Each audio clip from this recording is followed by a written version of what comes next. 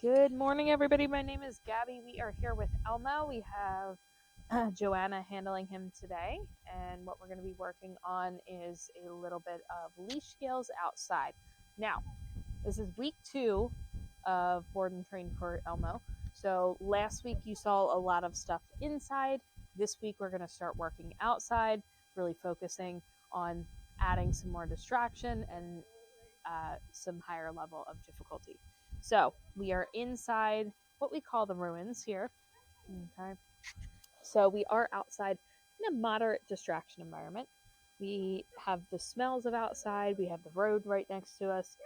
On the left-hand side, past this wall over here. Okay, so there is that added layer of distraction. That was a big truck going by. You can see he's a little distracted by it. All we're doing is putting a little bit of pressure on that leash. Now, some things to know about leash. When we work leash here, we work with the clip of the leash on the front of the harness. And the reason for that is it helps prevent some of that pulling behavior. If you put it on the back, they tend to pull through it. So having it on that front clip really helps. It works kind of like a guide, like you're guiding him which way you want to go. Okay, we want to keep him on one side of us. It does not matter which side, left, right. Doesn't matter. We just want to make sure that he's staying on that side throughout the entire session. So there, he got a little distracted. We just put a little bit of pressure on. Good. We're giving that verbal praise.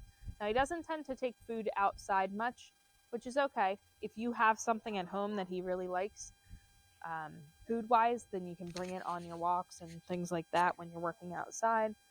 But if not, he really does work for attention as well, so that's excellent. So some of the words we use are let's go when we're moving forward, turn when we're changing direction. So turn seems to be the hardest thing for him, especially over at that side where we have the road. We have a little bit more distraction. Let's see, this turn was a little bit easier there. We're just applying pressure, steady pressure, okay? We're not yanking on that leash or anything like that, just pulling or putting some pressure on that leash until he releases it. Now, most important thing with leash is that we are not continuing to move forward if he is pulling ahead. If he is pulling ahead, he's going to come back to you before we move forward. We're starting short distance back and forth, only about 20, 25 feet, okay? So there he's pulling. You see that? So now we're just going to apply that steady pressure. Nice, good job, until he releases that pressure, just like that. When you get him home, we want you to work this the same exact way. Start inside in a low distraction environment, on leash, just short distances back and forth. Work your way up. Once he's doing well with that, bring him outside. Now, when you get him in a different environment, you are going to have to take a couple of steps back.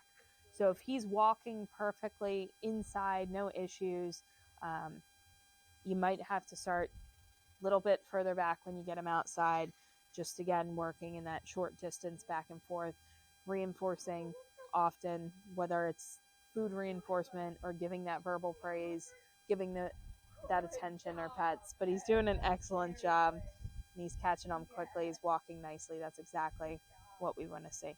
And as he goes through the program, we're going to start to make it more and more challenging. Eventually, he will get across the street in our neighborhood, working over there.